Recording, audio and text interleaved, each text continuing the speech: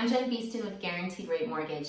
Today I'm going to talk to you about what it's like to get a VA loan. So VA loans are what I've been doing since I started my career over 12 years ago. And what I always hear is, I've never done this before, what do I do?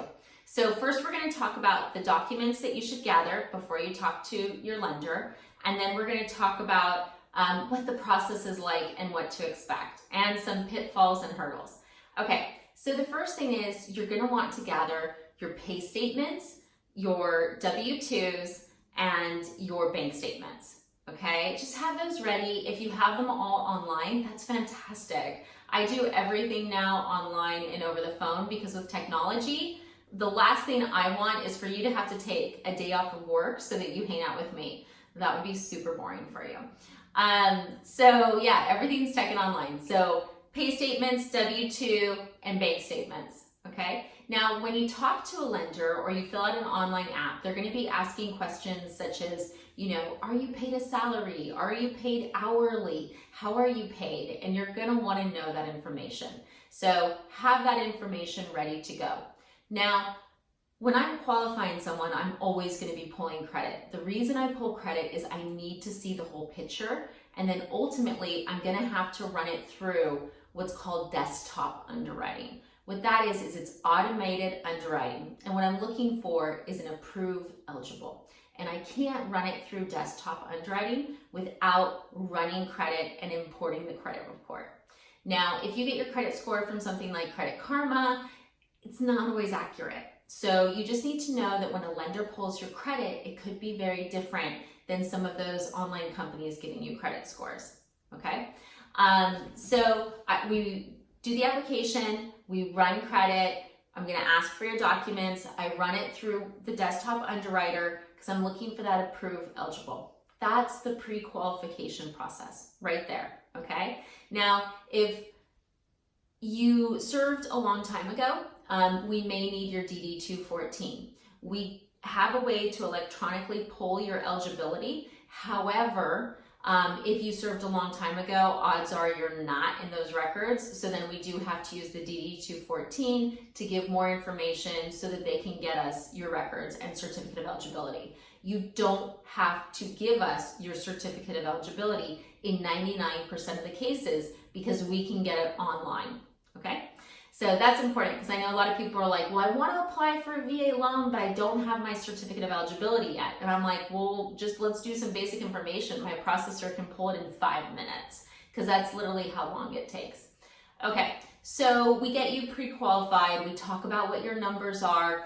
Any lender you speak with should always be going over your payment. Interest rates are important and it's worth talking about.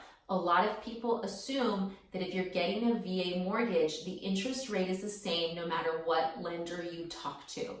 Wrong. VA loans have the biggest price differences based on what lender you talk to. I did a comparison shop, which I've talked about in other videos. The lowest lender was at 4.125. The highest lender was at 5.625. It was the exact same loan.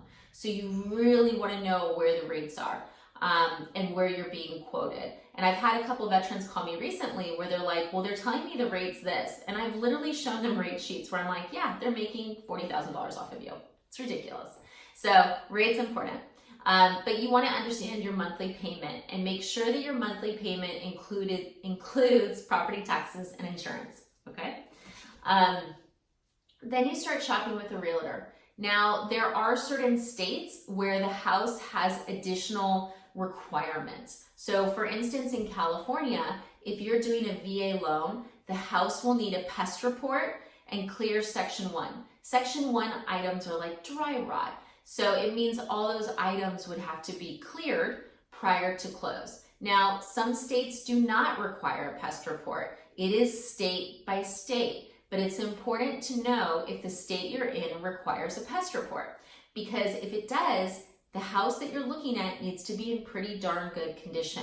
Because if you're looking at a house, like we see this in California all the time, and someone will be like, well, the pest report's $40,000. Well, the seller's probably not going to pay $40,000 prior to close. So the odds of you getting that house are zero. So you really want to be aware of that. And if you're working with a realtor that doesn't work with veterans often, you want to make sure they know too, okay? Another misconception about VA loans is that all the closing costs are in the loan. That's not accurate. The VA does not pay all your closing costs. So you need to definitely budget and think about that, and you should be talking about that with your lender, okay? Once you're in contract, meaning that you've selected the house, the lender already has your documents. If they don't have your documents, they're gonna get it. VA loans do not take 45 days to close. They don't even have to take 30 days. I have one right now that we're gonna close in under 15 days. A lot of it depends on what's going on with VA and their appraisers. So with a VA loan, we have to order the appraisal through VA. Sounds like it's gonna take forever, right? Not necessarily. So the one I'm talking about, we ordered the appraisal through VA and the appraiser went out the next day, which was super quick, but we do see it often. So that's what's happened. You don't order the appraisal, the lender orders it through VA. Some things that people trip up on, VA is one of the only loans that includes childcare expenses. So if I'm working with a veteran, I'm always going to ask, what are your monthly childcare, costs? Because that's going to come into your debt to income. So if a lender qualifies you and they're not asking that question and you've got childcare expense, like daycare of $1,000 a month, that could bite you towards the end. So you want to make sure they're looking for that. Beyond that, it's like a normal loan. It goes to underwriting. The underwriter looks at all the documents based on the information that we have, compares them to make sure they make sense, and then they issue their approval. So it's not super complicated at all, to be totally honest and frank, but that's the overview of how you do a VA loan. Once the underwriter approves it, we order loan docs, you sign the loan docs, and then you close. So if you ever have questions or you need a VA loan, please give me a call. Thanks for watching.